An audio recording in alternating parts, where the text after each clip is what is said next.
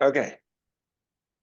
Good morning, everyone. Actually, before we even started the class, I was just talking with the Brahms here off the record of children and blessings. I have a friend who's the Chabad rabbi in Castro Valley. I think it's the Guinness World Record, but I was wrong. I had to check it out. He's only had children as twins, meaning it's pretty rare to, but all of his babies have been twins. He just had 2 days ago his fourth set of twins. Wow. They only have his family, which is, I think, crazy. That's actually very efficient. We just had, Medina's brother was here for the holidays. Some of you got to meet him and his family. He has adorable kids, and he has one set of twins, and they're a handful. They're like, turning two soon, adorable, and it's just so cute that to have twins, but to have four sets of twins, that's like a whole new level. Anyway, but so that's just on a practical note of something that just happened. But with that, I'll segue into today's class, which is not only about many diapers, but over here in today's chapter, we're talking about many levels. And a lot of times, oftentimes, a person could be could find it jarring, because we know that or I would say the most famous verse in the Torah is taken from Devarim, the book of Deuteronomy, in chapter 6, which we say a few times every day. Verse is Shema Yisrael, Adonai Eloheinu, Adonai Echad. Hear, O Israel, God is the Lord, God is one. And we've studied that over even a meditation on that verse earlier in the Tanya. But what's jarring is the most important word of that verse is Echad. We're supposed to meditate on that word. We're supposed to reflect in the letters of Echad. What just the aleph of the word Echad stands for the oneness of God. The word Echad means one. God is one. And in Tanya, and really I wouldn't say just in Tanya, but in Kabbalah in general, it speaks about so many different levels of God, different lights of God emanating. We have different worlds of where God's light is stronger in. The world of Atzilus, the world of Bria, the world of Yetzirah, and our world, which is Asiya. And within each world, you have 10 levels known as Sefirot. And higher than this, you have a place called Keser, which is the will and the crown of God. And you have really myriads and myriads of levels. So which one is it? Is God one? Or is God multifaceted into many levels? People could find it almost objectionable to say that we're describing levels of God, when really God is echad, God is one. And the answer I find is that there is the reality, the God's reality, Hashem's reality, which is indivisible and absolutely one, or echad. But then there is our perception of godliness or of God that has millions of levels. The way we perceive it could come in millions of levels. And it's because we care so much about our relationship and we want to attach in every single way possible with God that we're describing and we're exploring all the different levels of our perception of God. When I was getting married, someone gave me a blessing. And when a person marries, they get many blessings. They get a lot of advice. Some of them you appreciate at the time. Some of them you appreciate years later. And some of them you have no idea what they were talking about at all. But you get much advice and many blessings as well. One of the blessings I got is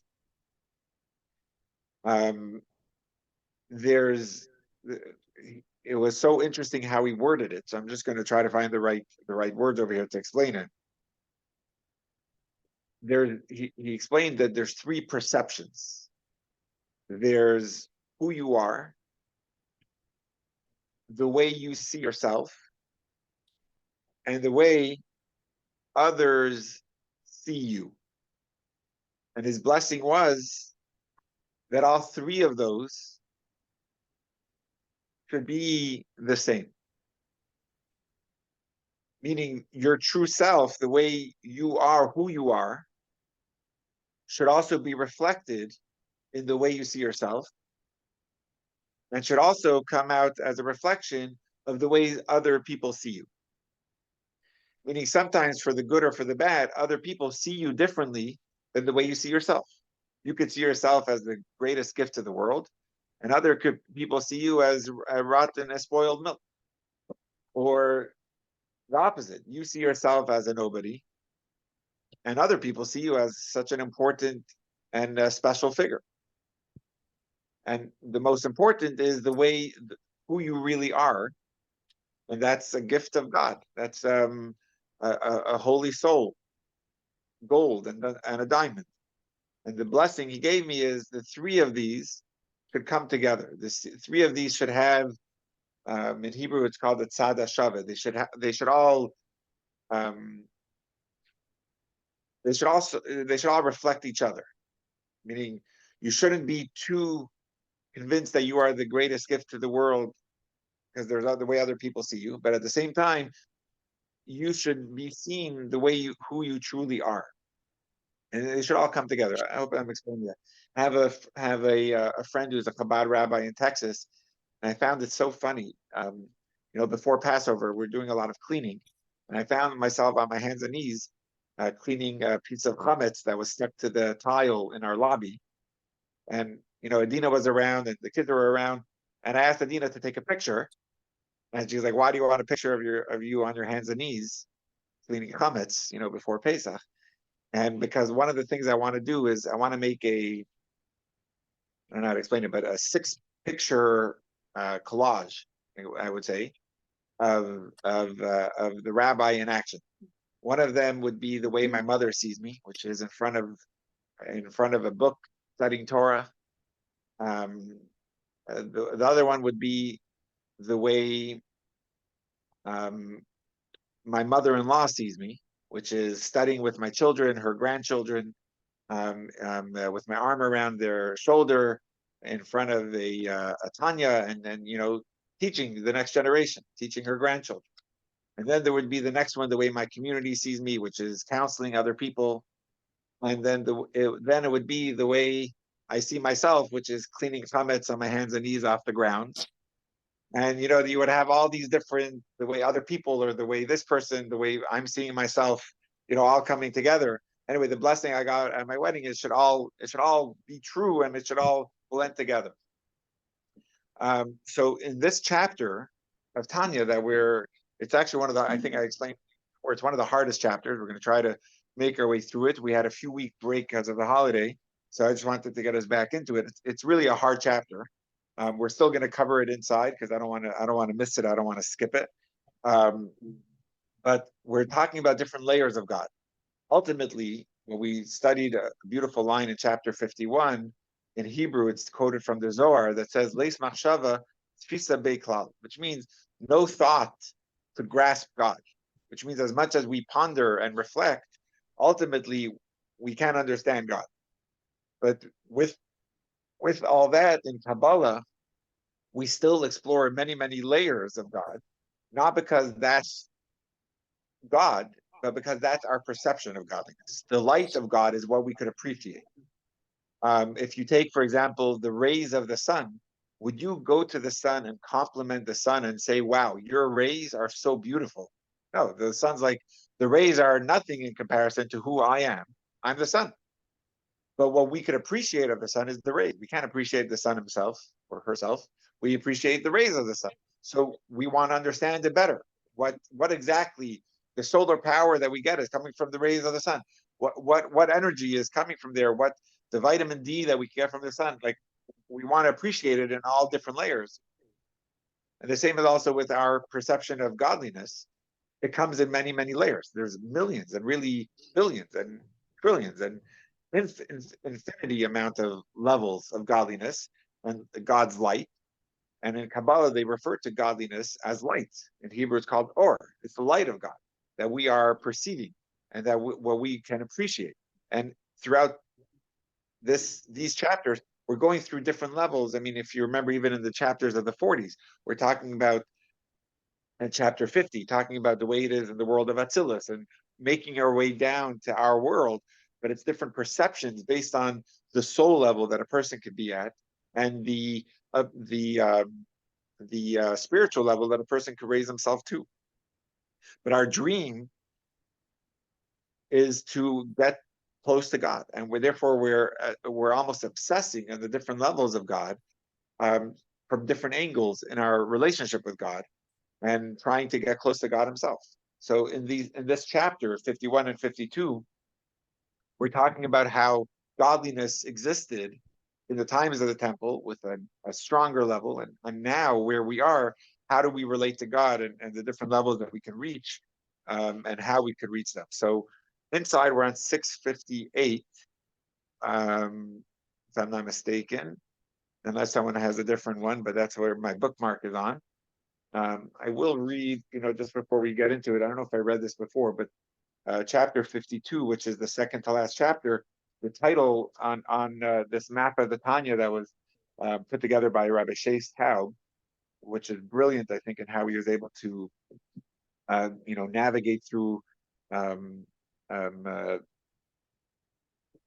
uh, of the chapters. He titled the chapter as Torah revealed God's presence, and he just describes it in 2 lines as the following: God's presence is revealed within each level of creation through God's will and wisdom, which is the Torah, as comprehended in that world. So we have 4 worlds, and godliness is revealed in each world based on what can be comprehended of God's will and wisdom.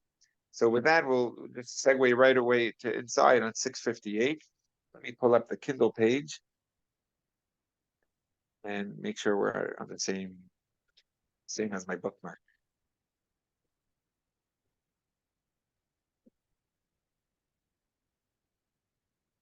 Let's start. I'm just going to turn back one page on the Kindle.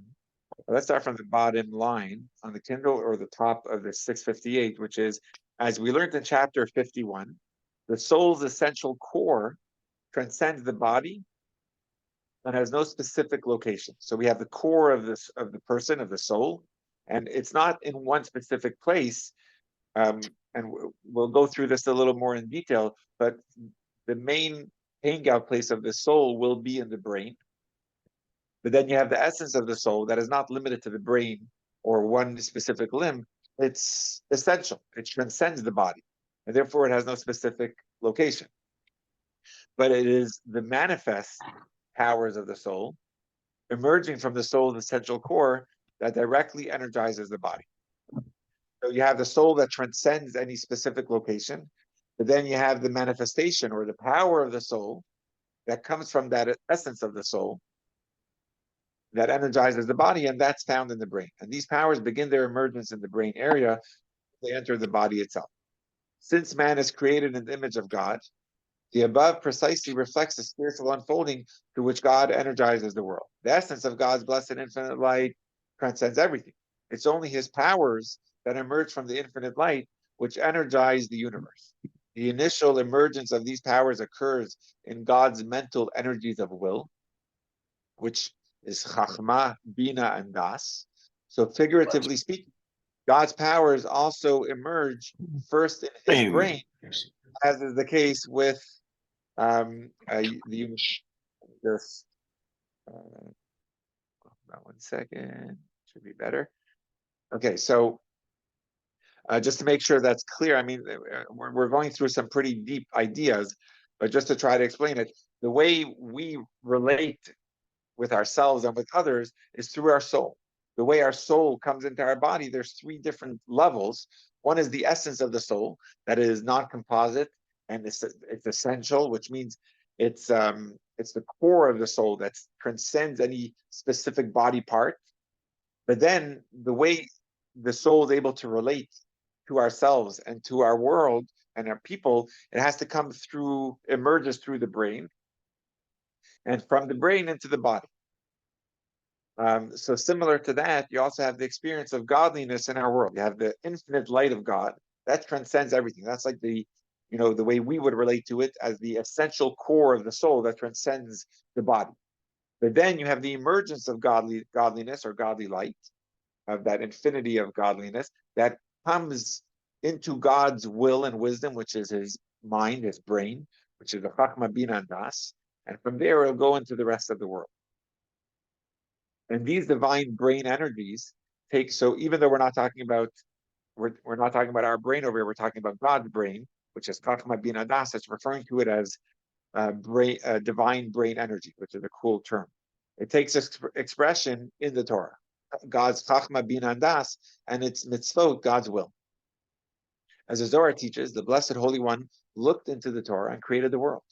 The divine light and energy which initially emerged as the Torah's heavenly root, which is God's wisdom and will, is what powers the universe. So I find this to be just an important idea. Even our children know this, and I just want to explain this just in short. God, when he created the world, he needed a blueprint. He wanted a blueprint of how the creation should come to be. So the Zohar, and it's brought also in Midrash, it says, Estakel Be'eraisa Bara Alma, which means God looked into the Torah, and then he created the world, which means the Torah became the blueprint of the world. The Torah is God's will, where it lists all his wills, 613 mitzvot, which are the will of God, and it's his wisdom. Torah is the study, the brain of God. The Chachma Bina and Das of godliness is found in the Torah. So what it means over here, and let's just bring up that word again, is that God's divine brain energy takes expression in the Torah. So God's will, God's wisdom is in the Torah, and that's where the root is going to be of God's will, and how it relates to the world is going to come from the Torah. Let's just take that back. And Lynn, did you have a question? Yes. So this might be a little bit of my answer that I've been asking you for a while, how to get younger people excited about reading Torah. Because they're looking for truth, but they're also looking for strength, and they're looking for reality, but they're looking for power. And if they knew that they could connect with a divine will and a divine energy, and that it's wisdom, if we use other words than what they're used to, Torah type words. So it's like, oh yeah, I got that years ago, I'm not interested. But I think this new vocabulary might be very intriguing for the new generation. So I think you're onto something the way you're explaining this. Wow. What age are you referring to? Are you referring to like teens, or are you referring to 20s? College. I'm with college, so that's where my brain is all the time, how I can get things across, how I can get them excited about Torah, how that I can get them excited about the reality of God and their life, instead of trying to do it through social media and get recognition and validation that it's already there in the Torah. It's ancient wisdom. I've been just searching for different words for a long time, but I think this might be part of the vocabulary that would really intrigue them. Oh, wow. Lynn, the people that you teach, this is Naomi speaking, the people you teach, are they all Jewish, or do you have a mix of all kinds of people? Most of them are, I'm at a Christian university. So there's many people that don't believe in anything, that are searching hard. A lot of them got scholarships for athletics. So that's how they came in. They were invited to play basketball, soccer, whatever. And they love their sport so much, they don't care where they are really, but they are hungry for truth. And so I'm just looking at how to communicate with truth seekers. Yeah, it sounds like a challenge, because you're becoming entrenched really in the Jewish way, and yet you're teaching people who aren't Jewish and how to do it in a way where they don't feel like you're trying to brainwash them or something. It just sounds very challenging. Well, also as a practical matter, are you allowed to, like as part of your job, are you allowed to say anything about God, or would that like put your job at risk? It does not put my job at risk. I teach No. Hebrew Bible. I teach the prophets. Right now I'm teaching the wisdom books. The more I can talk about God, the better. But I'm trying to find ways to connect with them in words. Like when I can talk about social justice, they're all off their phones and they're looking at me. Well, the Torah is full of social justice, right? And so when I say things in vocabulary that's not from my generation, and not words that would maybe they're all triggered, it's amazing how much they're triggered. But here we're talking about eternal truth and the wisdom and just the brain energy. They all want that. They're all drinking these high level sugary drinks, but what are they really wanting? They really want connection with God. It's just they don't know it. So anyway, it was just a thought that as you were saying these things, I thought, aha, here's a vocabulary that they would be excited about. I'm just trying to get them. And like I had one student who had never opened the Bible before, and he said, this is so much wisdom. I want to keep reading it. This is amazing. Like he loved the book of Proverbs. He just couldn't believe how much wisdom was in it. He had never been exposed to it. Amazing. Wow. That's really, really incredible. And it's nice to get the right words. And it's nice that you say that, because the chapter 52 is a hard chapter, but the goal is to try to tune in to the true reality of life, which is God, and not settle for something less. Like in sports, whichever sport it is, if you're looking to revamp a team, you have to start with the main position. Whether it's in football, you have to look at the quarterback before you're going to look at the tight end, and start from there and see, is it the right quarterback for the team, and then make your way beyond that. You start with the headquarters, and then you go beyond it. Or in hockey would be the goalie, or whatever. Every sport will have a different position that's the most important. But over here, what we're trying to get to is realize that beyond everything that we see in our world, you could appreciate God from the beautiful sunset. And we've went through meditations about seeing godliness and appreciating God from our world. But over here, we're trying to get to the root. In this chapter, we're saying that there's a divine engine, or a divine headquarters. There's a divine brain, and that's God's will and wisdom. That's where the headquarters for all of it is. It used to be in the Holy of Holies. Nowadays, where is that headquarter? That's in the Torah, and in the mitzvot we do. That's going to be the engine behind all of it, and then it gets filtered down. Just like in our body, our soul, there's the non-composite transcendent soul, and then there's the way you feel your soul in your foot. But that's not the soul. You wouldn't describe godliness as your soul, or you wouldn't describe your soul as in your ankle, even though there's your soul energy in your ankle. But there's the source of it that is beyond it, and the way it's going to be manifest is going to come through the brain to the rest of the body. Or like that story that we said a couple of weeks ago, was that Rolling Stone Jew, Elliot Lasky, who was searching, and when he went to the Rebbe first said that godliness is in the stone, is in a stone, in a tree. Godliness is everywhere. But when he asked with such depth, the Rebbe says, it's in your hearts. Because godliness is in the stone and the tree, but you could look beyond that and find that godliness within, and realize that you could tap into God's divine will and wisdom within yourself, which is going to be through the Torah and mitzvot that we do. And there's also a tremendous connection between the health of our soul and health of every other part of our body, including the foot. Right. So I mean, we are connected to this whole thing. Yeah. And if we're in some ways not healthy mentally, emotionally, it's been proven to completely affect the health of your entire body. And could everyone hear Thomas of what he's sharing? Everyone's able to hear Thomas? He was saying that our health of our soul energy, our mental health, our emotional health is so important for our physical health as well. Meaning making sure we're properly balanced is crucial for the bigger picture. And for some reason they weren't able to hear you, Thomas. So let me just make sure. It might be. No, it might be that I think we could Thomas say something now. Hello. Are you able to hear Thomas better now? Okay, cool. I just switched the outlet over here. Awesome. All right. And you're able to hear me? Perfect. Okay, let's continue then. Let me share the screen.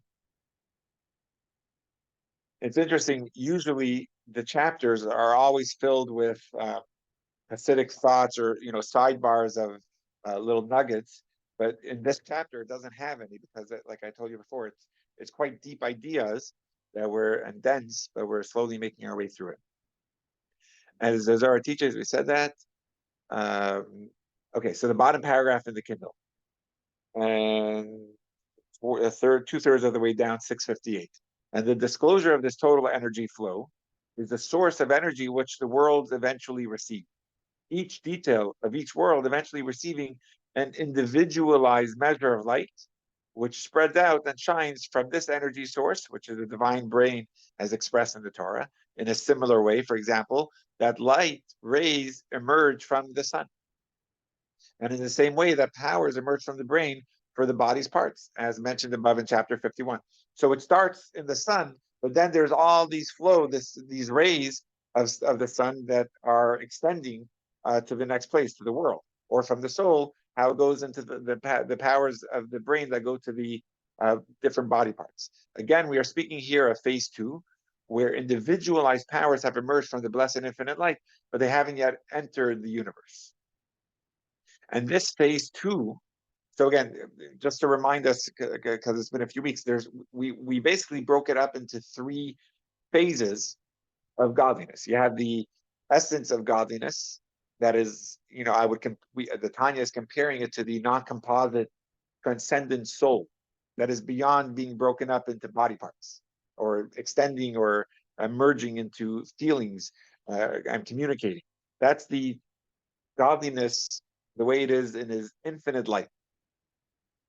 That's the first phase. The final phase is how it's manifest in the universe. Or if you're taking the example in the body, it's how the soul is going into the different limbs and body parts to bring life and to animate those different body parts, from the finger to the hip to the toe, etc. The middle phase is what we're now going to be focusing on, is where it's becoming individualized from the infinite light, but it didn't yet enter the universe. So it's where it's at the headquarters before it extends into the body parts. It's how it is in the brain, or from a godly standpoint, from the perspective of the godliness, you have the blessed infinite light, which is phase 1. That's not broken up yet. It's non-composite. But then the second phase is how God's will and wisdom is taking place, is emerging, but yet it's before it's extending to the universe. So that's how it is, God's will and wisdom in the Torah and in the mitzvot. That's the headquarters for the infinite light, emerging from the infinite light to come into the world. And this phase 2 source of powers that have emerged from the blessed infinite light but haven't entered the universe is referred to by various names in the Zohar. The manifest world and the feminine imagery of Natron. So that's a feminine. It's beautiful how you see it in the feminine side, or mother to the lower world. And Shechina, as in the phrase, I will rest, or Shachanti, among them. So the Shechina is a word out of these 3 that many of us are, I guess, the most familiar with. It's the feminine side of God. And God says, I will rest. That's where Shekhinah means. It's the resting. So it's the infinite light of God that is taking some manifestation and emerging from. Though these various terms are used by the Zohar to describe phase 2 energy, the Tanya now clarifies the significance of each term. So I guess it's going to go through all 3 terms, but for those that do their prayers on Shabbat, you'll see in several places Shabbat is referred to as God's Shekhinah. God's divine presence is the strongest, or is dominant on Shabbat. Actually, in the Amida on Friday night, we refer to godliness in the feminine term because it's referring to God's Shekhinah, which is the feminine. We refer to Shabbat as the Shabbat queen, which is in Hebrew Matron or matronisa is the Aramaic term for queen. Um, I guess the point I'm trying to bring out is on Shabbat, we elevate ourselves to a higher level that it's beyond just godliness in the universe. It's going to the source of godliness, which is like that headquarters that we are able to tap into. The term manifest world. So I don't know if you're able to see me highlight on the screen, but basically we just came through 3 different terms in the Zohar to refer to phase 2. One of them was the manifest world. That's phase 2. Another one was mother to the lower world. And finally, we refer to it as the Shekhinah. So it seems like the next few lines or paragraphs, the Tanya is going to clarify each of these 3 terms. The term manifest world indicates that the source is the initial disclosure of the infinite light, capable of being received by creations. The comparison to a matron, sorry, or you know what, the English term is a matron, right? That makes more sense. In Hebrew, it's a matronisa. But that's interesting. In English, it's a matron, right? A matron would make sense, right? How would you describe a matron? How would you define? Is it Matronly, motherly. motherly? Like matron would be the mother, I guess. Yeah, I'm wondering because that's the next term. Mother to lower world is going to be the next term. I wonder if there's a difference between matron and let's see, matron. Matronly is motherly, then matron would be like mother. Okay. I guess, I don't know. Yeah, I guess so. Okay. So let's see. Continuing inside. So the comparison to a matron who implements the affairs of the royal household conveys the idea that this source flows into and illuminates the world palpably. So the matron is someone who takes, I think, is like the person in the mother that's in charge of the household affairs, making sure everything is in order. So spiritually, there's a royal household, the royal palace of God, and the matron, which is going to be the one implementing the ongoings or the affairs in the house, in the royal house. That's taking the flow of the king and bringing and illuminating it into the world. So now it's making more sense. A matron we're going to define as someone in charge of the household, like she's in charge of implementing the household affairs. So the matron over here is referring to the level of godliness that is in charge of bringing that infinite light and illuminating it into the royal household and illuminating it into the world. I think that's how we're going to explain it. And the term mother is used to stress how it's from the source that an appropriate individualized flow of light and energy later reaches each world or creature, like a mother who cares for each of her children's needs.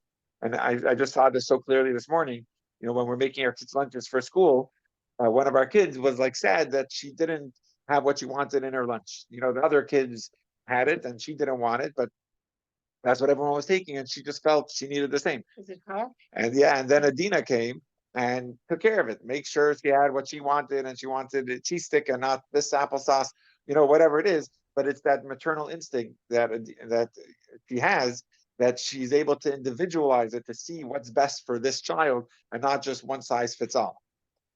And that's the job of over here, the matron, or the taking care of taking that infinite light of God and individualizing it and making it illuminate in the world. And the term Shekhinah is used to emphasize how this energy rests, or in Hebrew, the term is shochen, in them and becomes enmeshed in them to give them life. Having explained how this phase 2 energy is a source of energy for all the world, the Tanya notes that it is also the source of our souls. And that's why this phase 2 source is also referred to as mother of the children, as Knesset Yisrael, which is congregation of Israel, since it's from this source that the souls of Atzilus are emanated and the souls of Bria are created, as well as other souls. And they, the souls and the energy which power each detail of the universe, are all nothing other than energy and light which have emerged from the source, which is called Shekhinah, just as light emerges from the sun. So I went a little fast. I just want to explain. I'm going to try to cover some ground.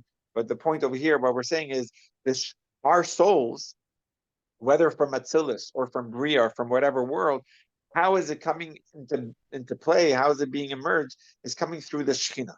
Because the Shekhinah, which is the feminine side of God, is taking that infinite light of God and individualizing it and making it actually emerge, making it flow as a light and energy.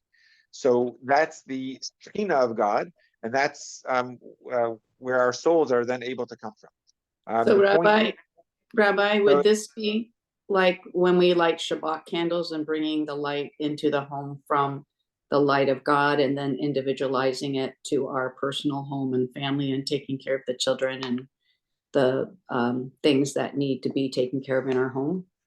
yeah, beautiful. And the way I would explain it, Lynn, is that many people, and I don't know if everyone does this, but I definitely see it in my home, and my mother did it as well. Um, when they light the Shabbat candles, they actually wave over the candles 3 times, and then they cover their eyes. And the simple reason is because Shabbat candles need to be benefited. The point of the candles is to illuminate the home. And I'll just explain to you the difference. The menorah flames were actually not allowed to benefit from. What I mean by that is the menorah flames are specifically for the mitzvah of Hanukkah. So therefore, that's actually why we have a shamash, to a helper, to make sure not to benefit from any of the other candles. If you need a light, use it from the shamash. You're not allowed to share the flame of the actual Chanukiah. That's why we have a shamash, which means a helper. That's the one you're supposed to use, but not any of the 8 flames on the Chanukiah.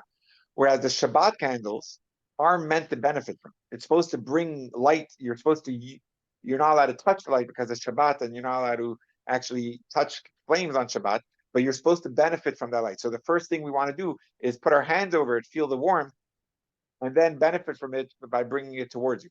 But the deeper meaning, like Linda's saying, is you're taking that infinite, which is like what a flame would signify, is infinity, and you're then trying to actually illuminate, you're trying to individualize it and bring it towards you. You're then trying to implement it for yourself and for the rest of the household. And that's actually why we're bringing it towards us. So I think, Linda, that's a great example. Yes, Martha. You're muted, so unmute yourself. Still muted. There you go. So I got stopped when at the part about the souls of the different higher worlds of Berea and Yitzhak and Atzilus. I thought all our souls came from the lowest level, from Asiya. So what is that about? Do some people have souls that are from the higher worlds than Asiya? So we actually all have souls from the highest place, but then it goes through a stalshalis, which means that there's like a chain-like event where it has to be processed or manufactured. Most of us can't handle soul from too high of a world, even though our soul is coming from there. It then has to go through a process where it's not going to give us a nervous breakdown that it's not able to communicate with the rest of us, with the rest of our body. Is that like a sim for the soul? Exactly. There is a symptom. We read in the Torah a couple of weeks ago.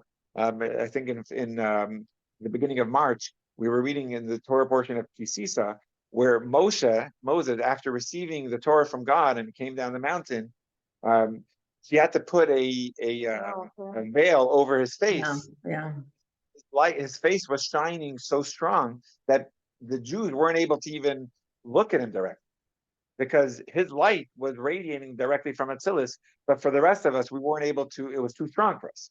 So then we all know, the more mitzvahs we do, the more refined we become. We're able to elevate ourselves, because originally we're coming from this high level, but we just go through a process of tzimtzum, like you said, in order to be able to then, so most of our souls are mainly manufactured in Bria, some in Yetzirah, but originally we're all going to come from Atzilus. But some souls, like Moses, they're directly coming from Atzilus into their body. And Jacob and others were like that as well. But for most of us, we're going through the process of Hishtalshalis or Tzimtzum to get from Bria into our body. Yes, sure. There are the different And then we roles can go back also in the going our soul to a higher level by how we do mitzvot and doing more. And if back in the 40s, in the chapters of the 40s, we were talking about trying to reach through our meditation. If a meditation is coming from a place of feeling, we're able to reach the world of Yetzirah. But if our meditation is going to be more intellectual, we're able to raise our souls up in that performance of a mitzvah to be achieving the world of Bria. And I'm not expecting all of us, and even myself, to remember what we discussed in meditation in chapter 41 and 42. But what I would suggest, I'll just pause here for a moment, some of the most important ideas of the Tanya over here in, from chapters 38 through 50, we were talking more about the mind and the meditations that come and working on those feelings to then be implemented. But one of the most important ideas that we did discuss that, unfortunately, just because of time, we tend to forget just how important those were in the chapters of 26 through 32, which those chapters we're talking about dealing with emotions, almost like troubleshooting our soul when we're feeling bogged down by a feeling of shame or guilt or inauthenticity, like feeling like hypocrisy, or feeling numb, or feeling apathy, or there's many of those feelings that we all go through, and those are normal because we have a soul that is multifaceted and has feelings. So I scheduled a course that we're going to be starting May 1st, coincide with as we conclude the Tanya, so that we don't forget those important ideas. And as we conclude the Tanya, we're going to be going through those feelings that gave us full tools of how to deal with from chapters 26 through 32. It's not to take over from any therapy or other things that are important, but the Tanya is there to guide us from a Torah mentorship, and those chapters were essential with giving us the tools. So I just purchased this incredible curriculum from JLI, and we're going to be giving a course starting on Monday, May 1st, of 6 weeks of going through those 6 chapters in the JLI fashion. So it'll include slideshows and videos to help us along the way. But I highly encourage you to sign up for that course, which is starting in, I think, 11 days, right? Today's the 19th, so I would say 11 or 12 days. Yes, Shira, you had a question? Thank you. Not really a question, but at that Moshe's soul. Yeah. There were different worlds like Tohu, right? Mhm. And didn't they say that Moshe's soul actually came from Yeah, Tohu? yeah. And that's one of the reasons why his speech is kind of garbled. Yeah, I guess. Possibly. Yeah. Chaos. Yeah. Sure. Very good. That's Yeah. all. Awesome. All right. And So I section heard the speech was garbled for something else. I heard that it was something like someone said to the Pharaoh, hey, this man is going to hurt you later, or something like that. And they said, Yes, okay, it is. touch this or touch that. And then an angel moved his hand to something hot so that. Yeah, there are different layers of Torah, and that's the in the Midrash, and this is in the Kabbalah. Both of them are true, but everything happens in different worlds or from different layers. So both of them are 100% accurate. But it's pretty cool that you knew that. Awesome. The section 2, we're going to try to read one more section, the Shekhinah and its energy flow. So now we're going to see, coming from phase 2, how it then flows into the world and universe. Phase 2 could be subdivided into 2 processes. A, there is an initial disclosure of the total energy, which will power everything in the universe. And B, this total energy is then spliced into various powers, which are suitable for the various components of the universe. The Tanya will now clarify. Process A, which is the way it's the total energy for the world, is what we refer to as the Shekhinah itself. Whereas process B, which is the way it's divided into becoming suitable for each component of the universe, is the way in which an appropriate individualized flow of light and energy emerges from the Shekhinah to power the various components of the universe before that energy actually reaches them in phase 3. So basically phase 2, which is the Shekhinah, the way it's coming from the phase 1 infinite light, and how it's now becoming individualized itself, has 2 parts to this phase. One phase is the total energy, the way it is there, potential to be able to come to the universe.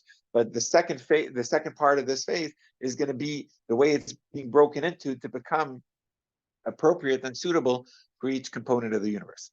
But the Shekhinah itself is the initial and primary manifestation of the Blessed Infinite One in a disclosable fashion that will eventually shine to the worlds. The term disclosable here is somewhat confusing. As we shall soon see, the Shekhinah itself is actually incompatible with the worlds. It's just closer to the worlds than the Blessed Infinite One. The difference is that the Blessed Infinite One is totally hidden or non-disclosable, in the sense that being infinite, it is incompatible with the created worlds, which are defined by limits and boundaries. The Shekhinah, on the other hand, is incompatible with the worlds only in practice, not in principle.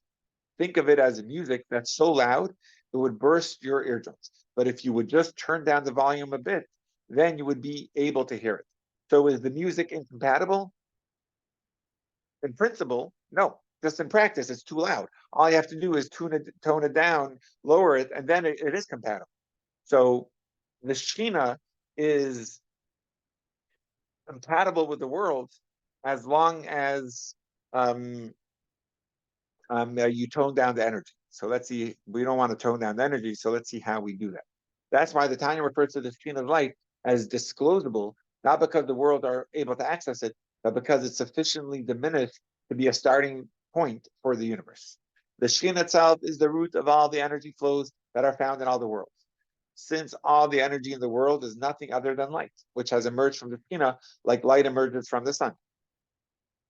Light emerging from the sun is the way that Tanya depicts process B flowing from process A in phase 2. The light coming out of the sun is compatible with the world, whereas the sun itself is too powerful for the world.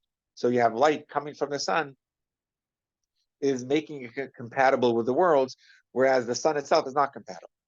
It's impossible for the worlds to withstand and receive the light of the Shekhinah itself in a way that the Shekhinah's light can rest and be really enmeshed in them, without a filter to hide and conceal the light of the Shekhinah from them, so that they don't, in the presence of the unfiltered source, lose their individual identity completely. The identity erasing intensity, there's a lot of words over here, the identity erasing intensity, so again, the light is very intense, that it would erase a person's identity of the Shekhinah can be compared to the way in which rays of the sunlight lose their identity in their source, the globe of the sun. Since they're in the globe of the sun, their rays are not apparent as individual rays, and they're just one discernible entity, which is the actual globe of the sun itself. So I mean, some pretty deep ideas, but the point is, the rays of the sun, where do they have an identity? Only when they leave the sun. When they're coming into the world, the rays have an identity. But as long as the rays are still in the sun, the identity of the rays are totally non-apparent because its identity is erased in the face of, in front of the sun. Is it identity or is it meaning and purpose? Of the well, in the example, Because they really Thomas, don't have a meaning or a purpose until they do something here, and we benefit off it. I mean, in the meantime, they're kind of traveling through space doing kind of nothing. So I don't know if it's identity or meaning or purpose. I mean, it's a good question, and I'll rephrase the question because it's a really good one. Where do you think the rays would rather be, in the sun or in the world? in the world. So Thomas says in the world. A lot of people here are nodding their head no. I see only I not think it everyone would has rather be in the sun. the rays would rather be in the sun. The way I think about it is it's kind of like if I'm doing a good deed for something, it's like I want that good deed to find a place where it actually does something. Right. That's why that's the way I think about the rays. Because it would make you feel good. Because I'm doing a good deed, I'm not doing it. I'm doing it for a specific purpose. I mean, so if I keep the good deed to myself, it doesn't do anything. But if I do the good deed, I put it out there, Then it and accomplishes and something. it affects something. Yeah. That's how I think about the rays of the sun. Beautiful. So So my- let me just address what Thomas said. It's so beautiful. He's saying that there needs to be meaning for it to count, and in fact, there's very good source for this in the Torah many times. Actually, one of the laws is I'll just try to explain this briefly. In the olden days, talking about in temple times or in biblical times, there was allowed for there to be the idea of having a servant. It's not allowed anymore, but even when it was allowed, there were so many fine prints that it became almost impossible to sustain it. Like it wasn't worth having a servant. One of the laws were you're not allowed to give them menial tasks that you wouldn't do yourself. If it's a task that has no meaning and no purpose, you're just trying to keep them busy. So you're making them turn something, but it's actually not doing anything. You're not allowed to give them that task because there's no purpose to it. So the idea of doing something that has purpose is obviously very important, and that's a bulk of the Tanya is talking about making sure we're finding purpose in the world. But if you're going to look at from the standpoint of the Shekhinah, which we're giving as the example of the divine presence, as the sun rays, the rays of the sun don't care about their identity. They would much rather be in the sun, included in the sun, because that's their source. That's where that's their true identity. So if we're looking for the self-serving part, which is making it feel satisfied and accomplished, absolutely, it's going to want to be in the world doing something. But if you're looking at from the perspective of the sun rays, it doesn't care about its identity. All it cares about is the sun, its source. And therefore, it'll do anything to get back to the source. And if you look, even, that we've given this example before in the Tanya, the flame always flickers. Even though it's going to extinguish by leaving the flame, the wick, it still wants to leave it, even though it means the end of its life, but it wants to go back to its source. And in Kabbalah, there's always going to be that balance of a person not doing things for themselves, which means bittul, which is a very, very important word in the Tanya, which is canceling oneself or surrendering oneself or humbling oneself, whatever word you want to use. But the idea of, to the extent where I don't care about who I am anymore, all I care about is godliness. That's going to be the source where I'm totally connected with the Shekhinah of God. But at the same time, that's not your true purpose. God put you here not to run away and go up to the sun, to the source. The point is, if you really want to be humbled, it is to go beyond yourself and want to be in the world. Exactly. Yeah. I see a couple questions, and I think people wanted to answer that as well. Yes, Naomi, that is correct. Yeah, exactly. Did someone else want to add something to that? Yeah, yes, and it was you kind of answered it, but it just seemed, if I was thinking about the unity of Hashem and Echad, it would want to stay together instead of be, somehow differentiated. But in the differentiated, is it still part of the Echad? That was my question.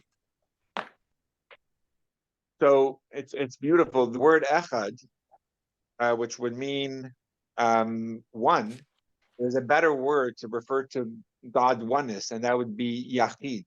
Yachid would mean alone or the only one. And yet the word is echad, which means it's a unity that's coming from parts, which means it's the unity that comes as a result of there being different pieces. Unity means bringing it all together. And I didn't mention this at the beginning, but the word echad is comprised of 3 letters, and the meditation we're supposed to have is actually on the 3 letters of the word echad.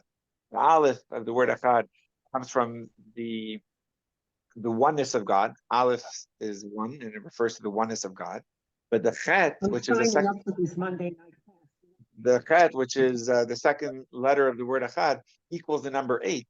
And we're supposed to meditate that God is one in the 7 heavens and the 1 earth.